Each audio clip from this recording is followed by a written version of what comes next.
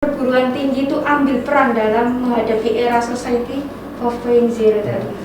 Sebenarnya itu kan membangun keseimbangan ya, teknologi, kemudian adanya ekonomi, kemudian juga terkait dengan peradaban manusia. Jadi mengedepankan manusia.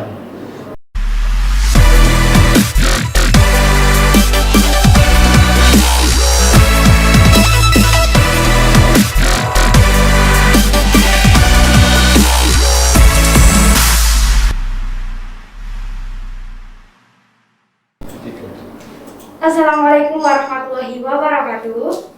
Halo Sobat Kelas semuanya, baik yang ada di rumah maupun yang sedang melaksanakan aktivitas. Kembali lagi bersama saya Arum Hajar di podcast Umla TV. Kali ini kita kedatangan tamu yang menarik, yaitu Rektor Universitas Muhammadiyah Lamongan, Dr. Abdul Aziz Alimun Hidayat, Eskap Nurse MKes. Langsung saja kita sapa beliau. Halo Bapak. Assalamualaikum. Terima kasih sebelumnya Bapak sudah menyempatkan waktunya di sini. Apalagi dengan kesibukan Bapak yang begitu padat. Gimana Bapak kabarnya Bapak? Alhamdulillah baik sekali Pak. Senang sekali rasanya bisa bertemu dengan Bapak berbincang-bincang seperti ini, apalagi dengan kondisi yang baik, sehat walafiat. Amin. Dan semoga Sobat Umla yang di rumah maupun yang sedang beraktivitas juga senantiasa diberikan kesehatan ya, agar dapat menjalankan aktivitasnya dengan produktif dan fit. Oke. Jadi Sobat Umla, kali ini kita bakalan ngobrol-ngobrol nih Pak ya, mengenai tema yang sangat menarik juga, yaitu peran dan strategi perguruan tinggi dalam menghadapi era Society 5.0. Tapi sebelumnya saya kenalkan ke Sobat Umla bahwa Bapak Aziz ini merupakan World Top 100 Scientist 2022. Ya benar Bapak? Iya, luar biasa sekali. Dan boleh tahu nih Pak, Bapak kan menjadi Rektor Universitas Muhammadiyah Lamongan ya? Iya. Kira-kira ada tantangan apa saja sih Pak yang dihadapi ketika menjadi Rektor Universitas Muhammadiyah Lamongan, yang mana Universitas Muhammadiyah Lamongan ini baru merintis itu Pak? Pasti kan ada tantangannya, bagaimana itu Pak? Oh yang jelas tantangannya besar sekali Pak. Satu, posisi Universitas Muhammadiyah Lamongan ini kan di kabupaten. Jadi kabupaten yang dekat dengan ibu kota Jawa Timur, dalam hal ini adalah Surabaya. Tentu dia akan dihadapkan pada pesaing, artinya beberapa perguruan tinggi baik negeri maupun swasta yang terlebih dahulu berdiri ya tentu yang memiliki kualitas yang jauh mungkin di atas Universitas Muhammadiyah Lamongan di saat Universitas Muhammadiyah Lamongan baru berdiri.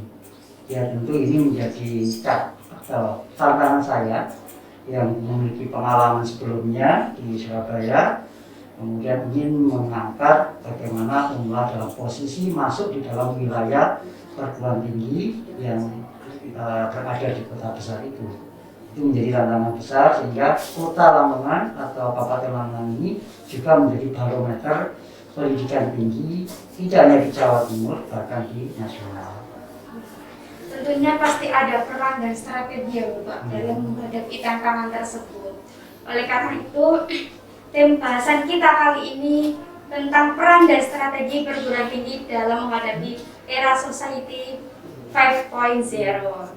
Bicara mengenai era Society 5.0 nih, pasti sudah tidak asing ya Pak di kalangan kaum intelektual. Namun juga banyak sekali Pak yang mungkin belum paham dengan istilah tersebut. Apalagi dulu juga ada istilah yang namanya revolusi industri 4.0 kan Pak. Coba gimana sih Pak mohon dijelaskan era Society 5.0 itu bagaimana? Jadi ini kan sebenarnya pengembangan dari tahapan di era saat ini, era teknologi informasi. Ini tidak lepas dari industri 4.0. Jadi kalau industri 4.0 itu kan poinnya pada kecepatan informasi. Namanya revolusi industri yang keempat itu adalah diidentikan dengan tanda-tanda bagaimana informasi itu semakin cepat dan bisa diantisipasi oleh segala bidang. Nah, ketika masuk di poin di society 5.0 itu, nah ini menjadi tidak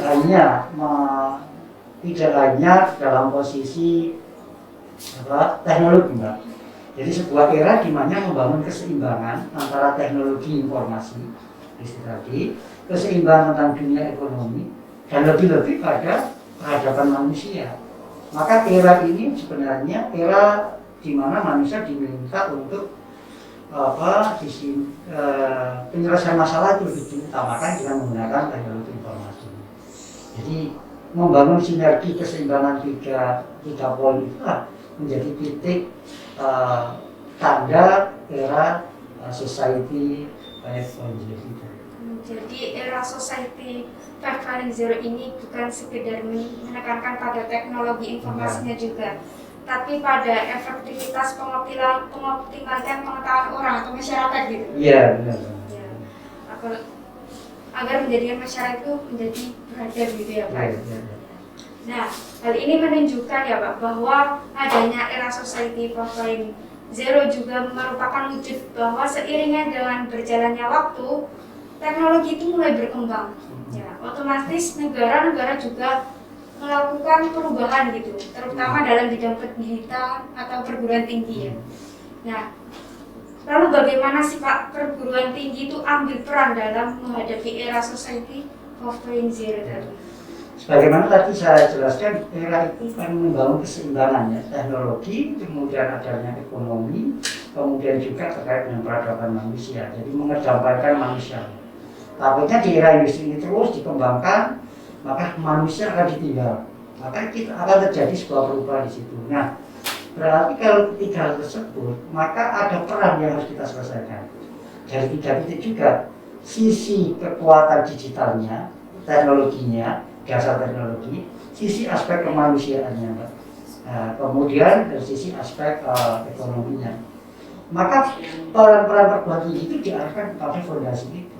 Semisal ini, karena berkaitan dengan manusia, berkaitan dengan masalah-masalah manusia, maka kemampuan kolaborasi, ya kan, kemudian kreativitas, kemudian problem solving itu menjadi juga domain penting. Tetapi tidak melupakan juga terkait dengan kemampuan digital, literasinya digital, teknologi informasi itu juga menjadi titik penting di dalam menghadapi itu.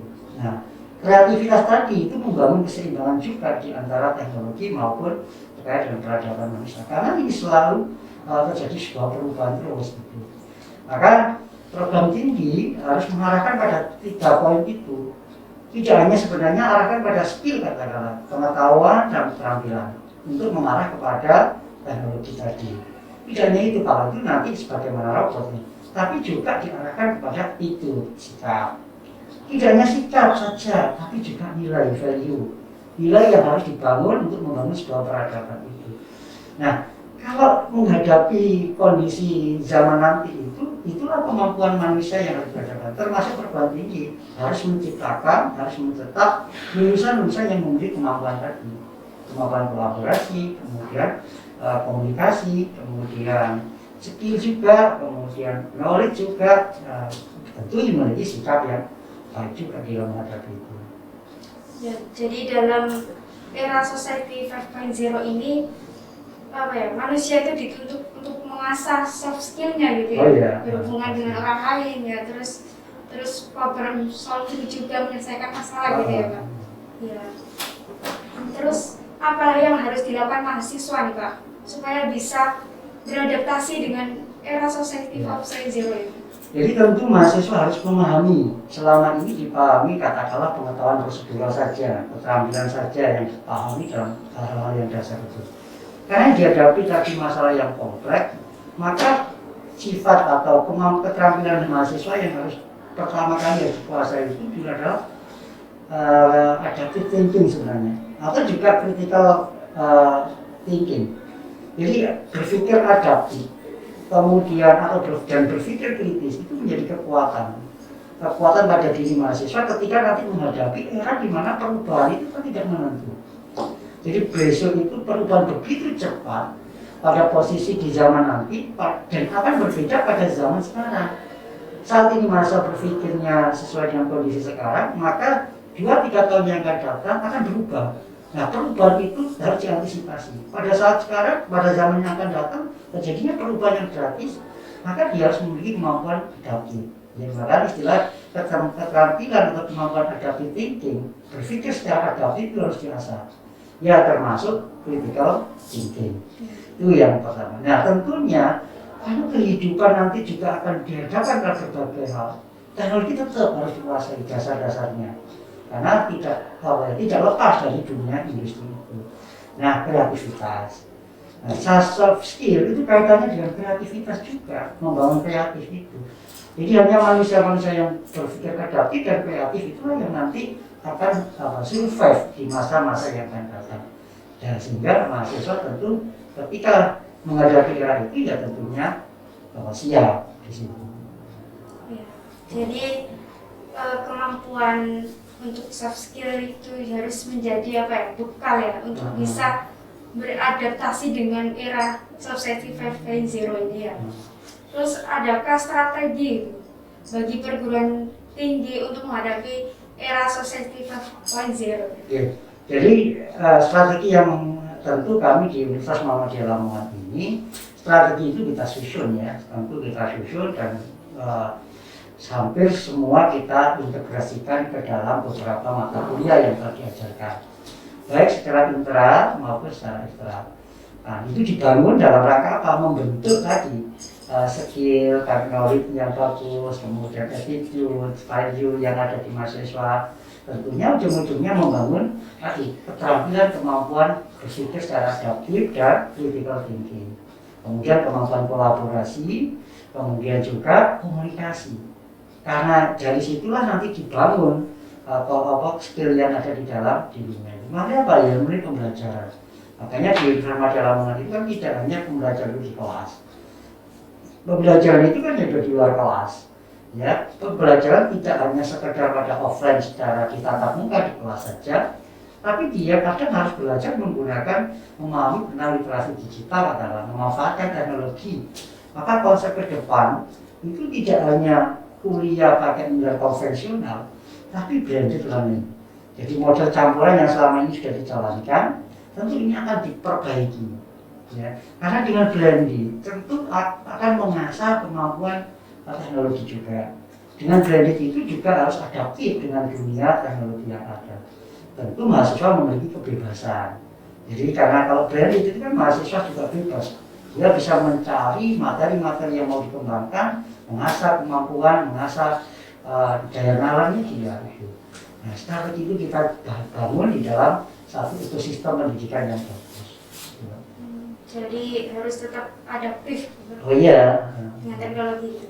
Nah, terus apakah model MBKM itu cocok dengan era Society 5.0? Jadi sebenarnya saya hanya menggarisbawahi di poin kampus merdeka.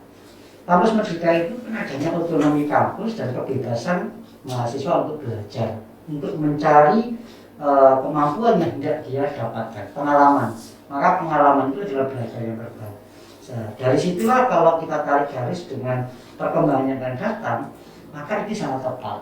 Mahasiswa mengasah diri. Makanya sebelum mahasiswa masuk di dalam program MBKM, harus kita pahamkan dulu tentang apa yang mau dicapai di masa yang akan datang. Kalau yang dicapai adalah kreativitas, kolaborasi, komunikasi, kemudian critical thinking, atau adaptive thinking, nah itu yang dicari. Jadi tidak substansinya saja, tapi esensinya dia belajar. Kalau dia sudah tahu bahwa yang dicari adalah soft skill, melalui program magang, mulai pertukaran mahasiswa, mulai program KKN atau riset, kemudian program proyek desa dan seterusnya. Nah, itulah akan diasah kemampuan tadi. Nah, kalau itu terasah, sering terasah, maka menghadapi era society itu nanti sangat mudah. Dia akan mudah beradaptif. Ya, lalu bagaimana caranya ya Pak, mahasiswa itu bisa mengasah kemampuan tersebut dan bisa gimana ya? Apa ada hambatan-hambatannya gitu Pak? Ya, jadi untuk mahasiswa, jadi teman-teman akan jadi mahasiswa dalam rangka menghadapi era di situ, maka tentu kuncinya adalah belajar. Belajar itu tidak sekali. Belajar itu tidak hanya membaca buku saja, tapi membaca situasi dunia luar. Maka belajar pada konteksnya itu yang paling penting. Belajar pada pengalaman nyata, dunia nyata itu jauh lebih penting di dalam menghadapi dunia yang akan datang. Nah, tapi kalau belajar secara tekstual ini lemah di dalam menghadapi era nanti yang akan berubah. Nah, belajar tidak hanya sekali, tapi sering berulang-ulang. Ingat bahwa kalau kita lihat di teori belajar itu kan ada teori Skinner itu mengatakan bahwa semakin banyak diulang-ulang, semakin banyak distimulus, dirangsang, maka akan terjadi respon yang positif.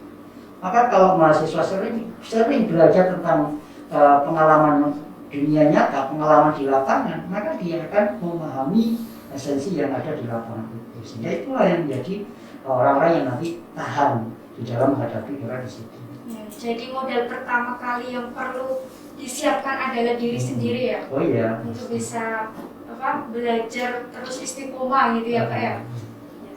Terus kalau di Universitas Muhammadiyah Lamongan nih Pak, apakah sudah siap menghadapi era Society 4.0 ini? Artinya gini, semua perguruan tinggi mau nggak mau kan harus siap. Nah, tapi kami dari Universitas Muhammadiyah Lamongan kan sudah menyiapkan roadmap untuk menghadapi era Society 5.0 itu. Melalui apa? Melalui penataan proses pembelajaran, ya.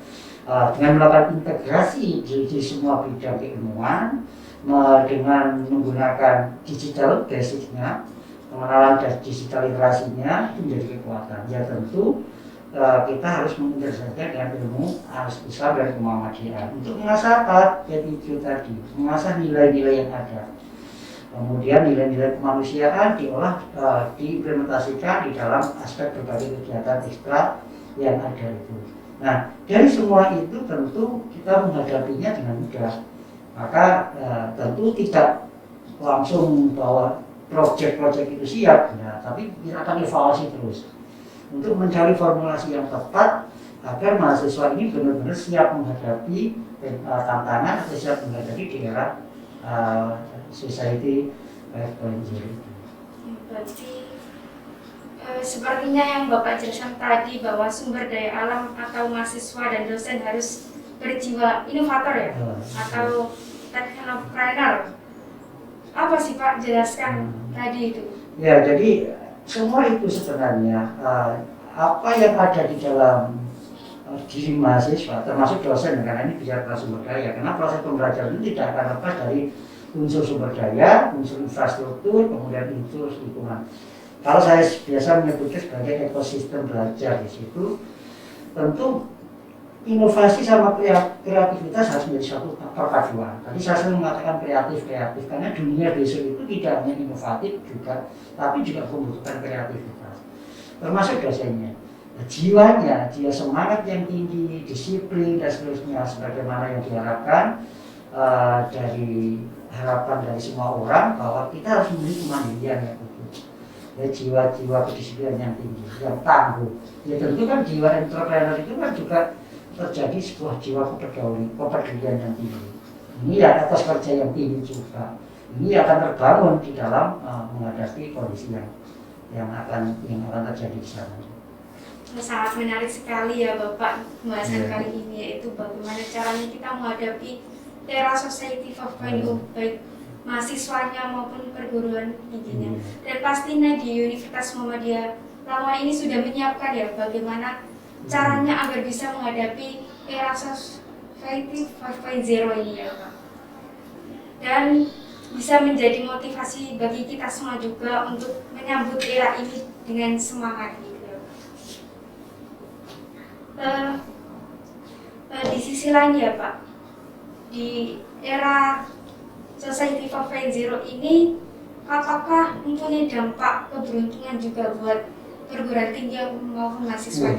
Jadi semua era atau tahapan zaman itu pasti ada peluang dan pasti ada tantangan.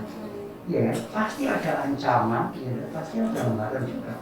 Nah ini menjadi PR ya bagi kita. Ketika ini ada sebuah tantangan atau ancaman, pasti ada peluang. Nah, kami di Universitas Muhammadiyah Lamongan akan mencari peluang. Setiap ada tantangan pasti kita mencari peluang.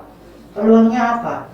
Yang selama ini perguruan tingginya di kabupaten, di kota atau di pinggir lah, kota pinggir. Nanti kita bisa mengakses bekerjasama dengan berbagai perguruan tinggi di luar. Itu kan keuntungan kebebasan kampus merdeka itu. Kita bisa mengakses ke berbagai perguruan tinggi di Asia, kemudian perguruan tinggi antar provinsi. Ya selama ini kita sudah jalankan, apakah melalui kolaborasi riset, atau kolaborasi konferen, atau pertukaran mahasiswa, atau proyek-proyek riset bersama dan seterusnya. Nah, kesempatan peluang ini kita ambil. Ya, termasuk kita menyampaikan, mempublikasikan gagasan hidup kreativitas kita. Ya selama ini mungkin bisa diakses oleh hanya segini orang. Orang dulu tidak kenal dengan Umla, orang tidak kenal dengan Lamongan. Tapi keberadaan media informasi, teknologi informasi ini siapa yang tidak tahu dengan Lamongan? Ya, sebagai kabupaten yang dulu kabupaten miskin, kemudian dia beranjak menjadi dengan percepatan pertumbuhan ekonominya, dengan kreativitasnya, baik pada berbagai bidang sektor, termasuk di tunjang itu, maka hadirnya universitas itu menjadi penting. Untuk menggerakkan semua sektor itu penting. Nah disitulah peluang yang bisa kita ambil, Mbak. Menarik sekali. Jadi era Society 4.0 ini bukan hanya menjadi sebuah halangan ya, tapi bisa menjadi peluang untuk kita berkesempatan untuk maju, baik itu dari perguruan tinggi maupun mahasiswanya. Tinggal kitanya saja bisa adaptif atau mengambil peluang tersebut. Dan tadi pembahasan juga yang sudah sangat menarik. Mungkin Bapak punya closing statement untuk pembahasan kita kali ini. Jadi di dalam era society itu sebenarnya hanya kata kunci yang harus kita lakukan adalah siapkan sejak dini untuk menghadapi era di situ. Asah kreativitas kita, bangun inovasi kita, perkuat skill, ya, keterampilan kita. Jangan lupa kemampuan komunikasi, kolaborasi adalah menjadi tantangan.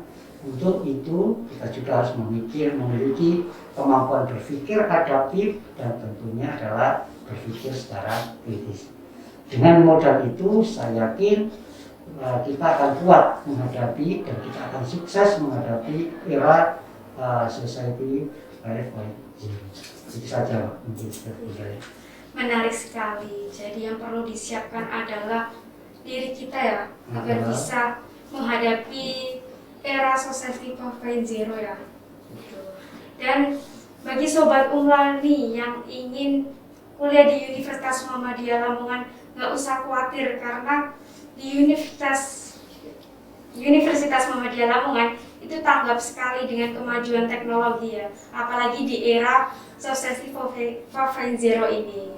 Sudah ada strategi dan peran-peran perguruan tinggi serta mahasiswanya dalam menghadapi era Society 4.0 ini. Oke.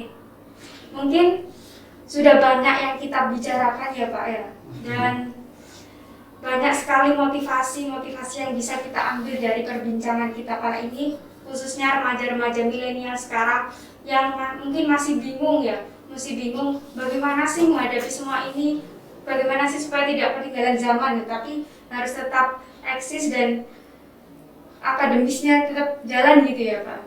Ya. Mungkin itu bisa menjadi motivasi buat kita semuanya. Jadi itu saja dari perbincangan kita. Saya pamit undur diri dan selamat beraktivitas. Buat Sobat Umrah semuanya, Assalamualaikum warahmatullahi wabarakatuh. Waalaikumsalam.